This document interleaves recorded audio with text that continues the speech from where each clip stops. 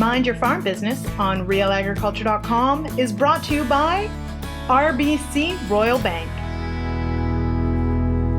It's been said a million times, cash is king, especially during the lower end of the cycle in a market. That's when you're either glad you saved up or wish you had built up working capital. These days, if you talk to a lender, cash flow considerations have become much more important in farm financial analysis. And so that's what we're focusing on for this episode of the Mind Your Farm Business series. My name is Kelvin Hepner, and we're discussing the importance of working capital, how to define it, how to track it, and how to improve your working capital with Dr. David Kohl, agricultural economist and professor emeritus at Virginia Tech. Dr. Kohl was actually our first guest, if you go back to episode 1 of Mind Your Farm Business.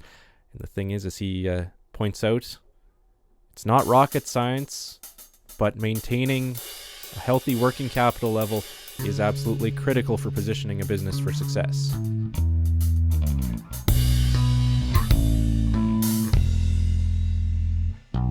First of all, welcome Dr. Kohl, and thanks for taking the time to join us again. Oh, it's great to be back, and I also enjoy working with y'all. We're talking about working capital on this week's podcast, and I think you've in the past referred to it as the king of financials. Why do you use that term? Absolutely. What's happening is working capital. Matter of fact, I was kind of contested yesterday in Kansas by a young agriculture producer. He says, well, why is working capital so important today? He said, I've never heard about it. Well, what's happened is, as we're playing in this very volatile global economic environment where cost and prices are all over the board, it's very imperative that agriculture producers and agriculture businesses have a financial shock absorber and working capital.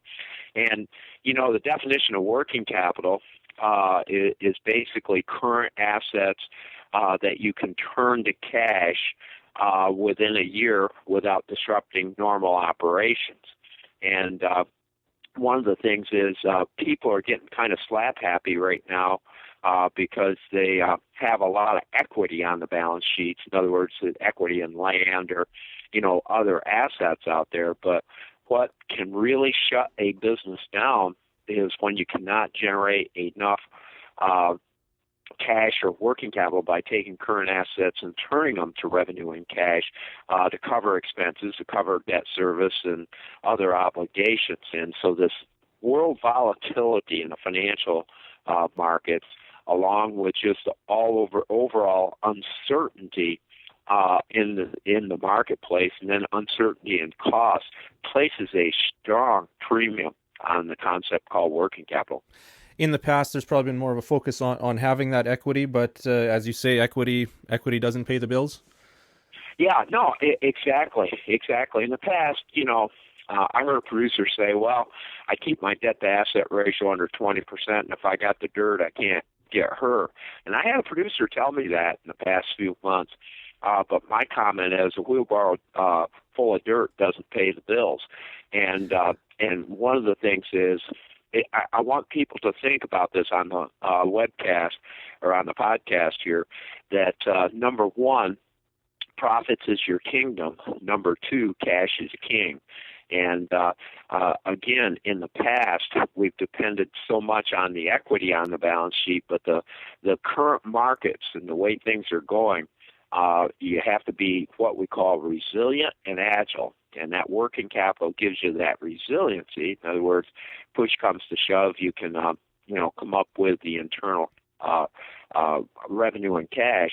But then it also gives you agility. And I want to talk about the positive aspect, because if you've got working capital, you have cash, sometimes you can be in the marketplace to buy other people's assets at 50, 60 cents on a dollar. And I'll just give you a classic example. It's happening down here in the States. Our used farm machinery is way off, anywhere from 20 to 50%. If people would have stored some working capital and possibility of some extra cash in that working capital, they could buy those assets at, 40, 50 cents on a dollar. So it really gives you that flexibility and gives you that resiliency and agility that proactively positions your business. So when it comes to actually figuring out your status, your working capital status, can you take us through the steps, the numbers that we need to look at? Sure. Your lender, and again, I work very closely with lenders both sides of the border. They often will look at a current ratio. That's just your current assets, things like cash, inventory, receivables, prepaid expenses, and supplies. And then what you'll do is you'll deduct your accounts payable, your operating lines of credit, and also any principal obligations and accrued interest that you have. And for example, if you had $1 million of current assets, $500,000 of current liabilities, of course that ratio would be 2 to 1. And of course lenders would be very, very favorable if they see a 2 to 1 ratio. When that ratio starts getting down into under 1.5 to 1, 1.25 to 1, they become, a concern, but they will look at other components of your business because they like to look at a balanced scorecard. But when that drops down less than 1 to 1, then that raises some alarm bells and red flags, because what happens is, if you were become in an adverse situation, say you had, some crop loss, or the markets went south, then you don't have that ability to generate that, extra cash without disrupting normal operations. So lenders like to look at the current ratio. However, I like to, and of course we have a dairy business, and I like to use the one that's more applicable to producers. I like to take that same example where you would have $500,000 of working capital and divide it into your farm expenses, including depreciation. And one of the things is we like to see above about 33%. In other words, 33% of your expenses in net working capital. What we're finding is the top 20% of managers will generally keep that ratio above 33%. Actually, it'll average about 40 to 50%. The bottom 20% is less than 10%. And just practicality, it basically says, push come to shove, I can come up with a third of my expenses. And one of the things, we had a quote at one of the banker conferences in Kansas yesterday. They said working capital is like rocket fuel. The problem is now in these adverse economic times, producers are burning through it much quicker than they expected. So those are two examples, one more lender speak, the other one more producer speak, of working capital and some of the metrics that we look at. Talking about burning through it, though, using that rocket fuel analogy, how can a producer track, how do they go about following how quickly working capital is shrinking, for example, right now for grain farmers in the U.S. probably find themselves in that situation? Oh, yeah. And you know what we call it? We call it the burn rate. And here's what you do. You do your actuals or projected losses, and we'll say adverse situation. Say we had a farm that had $500,000 in working capital, and it looks like that there's going to be a $200,000 margin loss. Well, you would divide that margin loss into the working capital, and your burn rate, it would take 2.5 years at those losses to burn through your working capital. A minimum you would like to see is 1 year. And, of course, a kind of a green light would be above 3 years. And so, again, what happens is you have to kind of look at your situation, look at the either actual results or projected results, and then divide those into your net working capital to obtain your burn rate. And it's real interesting. What we're finding is people are really, the losses are mounting here south of the border, particularly in the grain industry, where we're experiencing now in the livestock industry. and where they do not have a marketing and risk management program, or they don't have crop insurance and some of those other components of a risk management program to solidify the working capital, they're burning through that working capital much quicker. So when it comes to improving your working capital, selling land is probably one of the obvious ones, but what do you recommend for improving your position? Well, it's really interesting. It's funny you brought that up because one of the, we'll just say, young producers yesterday, he had a little bit of an attitude. He says, well, I'll just go out and sell some land. And that's starting to happen here south of the border. But here's the problem. Ideally, you build that working capital during the positive part of the cycle so that now you put that land on the marketplace. Oftentimes, everyone else is putting the land on the marketplace. So what we're starting to see is discounted land values down here. And so, yes, you can sell off, and some people are doing that to what we call provide financial liquidity on the top part of that balance sheet. That's one.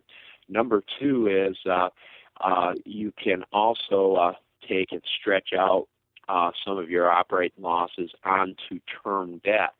But I want to say this very clear. If a producer does that, takes the operating loans that they can't pay down and puts it onto term debt, then they have to come back with a written plan showing how they're going to improve their situation so that 2 to 3 years later, they're not back there knocking on the lender's door requesting the same components. So those are a couple of ways that you can add liquidity to the balance sheet. Unfortunately, what's happening is we're starting to see more and more land come up on the marketplace with fewer buyers. And, of course, you know what happens there. You're going to have discounted land values. And so, one, you can be proactive in the positive part of the cycle. Number two, you can sell assets. And then, of course, number three, refinancing. But I want to stress, if refinancing is the option, the producer, not the lender, has to come back with a plan to show how you're going to make adjustments so that you're just not back knocking at the door. So again, it comes back to having that right balance of liquidity versus equity going no matter where you are in the cycle. Oh, absolutely, absolutely, and it's tough. It's tough to build working capital in the positive part of the cycle. I call it my profit plan, my 60-30-10 rule. 60% of your profits go to grow your business and become more efficient as you drive costs down, but 30% of it needs to be diverted in the top part of the cycle over to building this financial shock absorber. Now, you aren't going to get much of a return, money in the bank, but your return is when you don't have to sell assets at 50 cents on a dollar. Your return is you might be able to buy someone else's assets at 50 cents on a dollar. And, of course, 10% goes for your dividend or your spending. And so having a profit plan is very, very critical to having a financial and financial liquidity and working capital plan. Would there be any difference in ratios between different types of operations, dairy versus beef versus grain? Yeah, I'm glad you asked that. That is a very, very common question, and the answer is kind of yes and no. Down here, we typically thought that the dairy farmer down here or the poultry farmer could have less working capital reserves. But what we're finding is that marketplace is extremely volatile. We've had some contracts actually go bad over on the poultry side. So I would say if they're relaxed at all, it would be a modest relaxation of the rules. And the possibilities of what's going to happen with your poultry and your dairy markets in Canada, working capital will become imperative if some of those what I would call global macro changes occur. So I would say across the board, working capital is very important. And one thing I just wanted to stress, and it's something that we use in our dairies and in our creamery, we try to also take 10% of those current assets, not your total assets, and have them cash on hand or 1 year of debt payment. So that one of the things is that cash is readily available in this volatile market in case you lost a contract, in case, for example, our cattle went upside down in the feedlot down here, or in case you had a margin call or something like that. So it makes sense to break down your current assets into even cash versus other current assets? Absolutely. And what I like to do, typically, if it's a grain farmer or a livestock farmer, they'll have quite a little bit in, feeder cattle, or they'll have it in inventory. And but the thing is, that inventory, I often tell people I love to go out and throw stones at grain bins. If I hear a hollow sound and then there's grain on the balance sheet, we got something wrong. But also, if I throw a stone at a grain bin and hear a hollow sound when there's no marketing and risk management plan, that can be very, very imperative of maintaining your working capital. In other words, putting some of the floors so that if price does drop, you don't lose all your working capital reserves. So you look at each segment. You'll look at your cash segment. You'll look at your inventories. The prepaid expense, it's interesting. That's what we call kind of not the truest of working capital, because oftentimes we will prepay expenses to, reduce our tax obligation. But sometimes that prepaid expense will not become a revenue for 12 to 18 months because you got to plant the crop, you got to harvest the crop, often the crop is stored.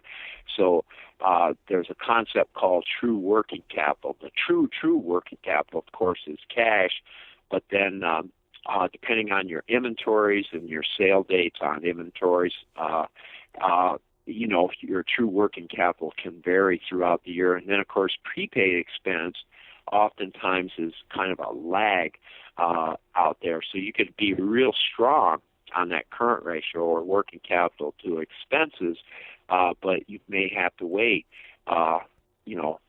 9 months or 12 months before that becomes revenue, which then can be turned to cash. So yes, you need to break each down on the current asset side and on the current liability side. When is your operating line of credit going to come due? On those accounts payable, when are the suppliers going to want their money? Also, what is your principal and interest payments?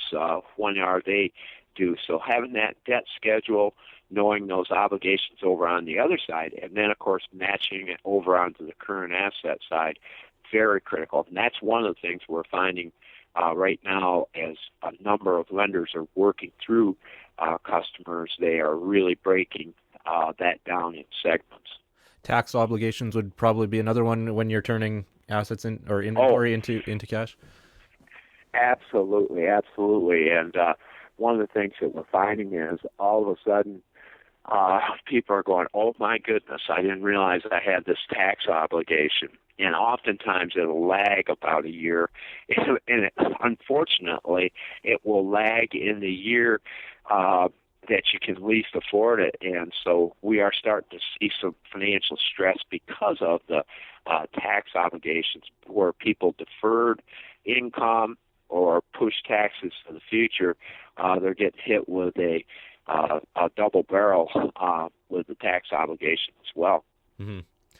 What about for young farmers looking to have a healthy working capital? Say a young producer has just bought land, and so they're heavy on equity. How can they maintain a healthy working capital level?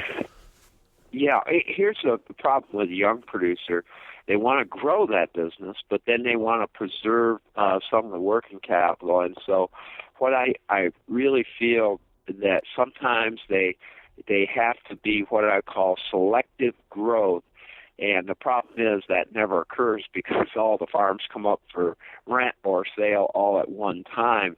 And so one of the things, if possible, and if they're profitable, is to stash a year of debt payment in cash in the bank.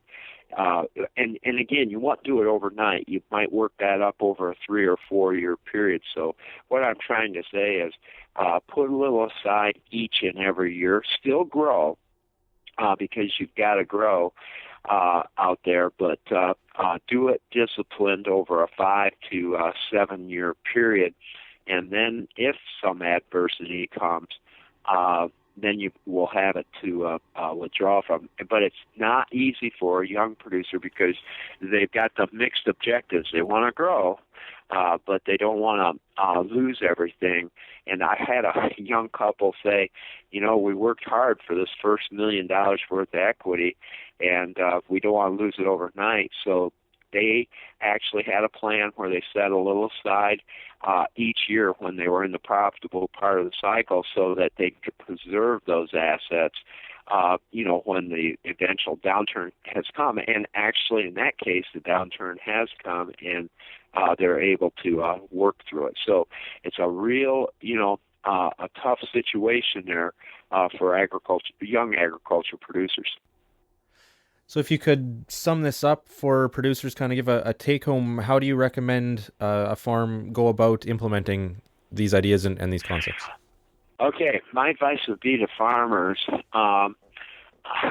let's put it this way, plan. And I'm just going to call it my 4-point game plan. Number one, make sure you have your goals in writing, well articulated. 1-year goals, 3 to 5 year goals. And that is very imperative because in this type of environment, I know we're talking about working capital, communicating with your family, communicating with your lender, and having clarity in that is very, very important. Second, very, very important is to develop a cash flow, whether it's monthly or quarterly or semi-annually. Very critical, because if you'll go through and develop a cash flow, you're talking about your operations, your marketing plan, your financial plan, and then by doing that cash flow, you will see where there might be periods of surplus and deficit where you may have to draw on that working capital. Cash flow is very, very critical to looking at your working capital needs. And then, of course, have your balance sheet updated and pay close attention to the top half of that balance sheet, current assets and current liabilities. And then, very, very critical, schedule an appointment with your lender or your financial advisor and go over those financials. And a lot of people fear that because they think the lender's just going to criticize them. No, a good lender will say, hey, you're making progress here. You might want to think about this. And if you can do those 4 things right there, that will be imperative in developing, building, maintaining, and protecting working capital and actually protecting your business assets. And so that would be my final 4 components. And it was real interesting. I had a farm panel in Kansas yesterday. We had a pretty arrogant young farmer. Well, he was probably in his mid-40s. He says, my lender's going to ask me goals. He goes, okay, whatever. He was very, very arrogant about that, and I could tell that young man had not been through the tough times that were going to come at him. And then he says, cash flow. He says, I can make cash flow look like anything. Let's put it this way: you got to be true and honest to yourself, and you got to come with the right type of attitude out there. And so as I was preparing for this podcast today, that was fresh in my mind. There are some people out here that'll just poo-poo this. They'll say it's not rocket science. I've actually been criticized online here the past years that they say they paid this guy to say this. It's not about rocket science. It's not about rocket science. It's back to the basics. And we're coming into an economic environment that's not going to crash. We're in a reset, and those basics are going to be very, very critical. But you got to come with it with the right attitude. It's not only working with your lender, but it'll make your business better as well. I heard a speaker this week say things that are easy to do are also easy not to do. So that would probably apply to this. Yep. Oh, absolutely. Whoever that speaker was is spot on, absolutely correct. And again, it's not about rocket science. It's back to the basics. And I got to tell you, I'm speaking in this podcast from the head and the heart because we operate a multi-million-dollar business, a creamer business, and we do these, and it's the basics. And when we have our meeting on Monday, we're going to be going right through, looking at our working capital reserves, looking at our, projected versus actual cash flows. And again, what's exciting is when it really does work, but it also gives you a sense of relief.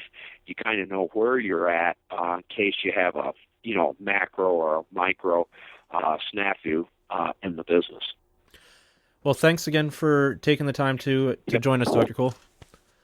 Yeah, and that was very good, and I also enjoy being with you. And I'll be up in Canada, doing a series here, and hopefully I'll see some of the people in person. And keep up the good work, and hope everybody is doing well in Canada.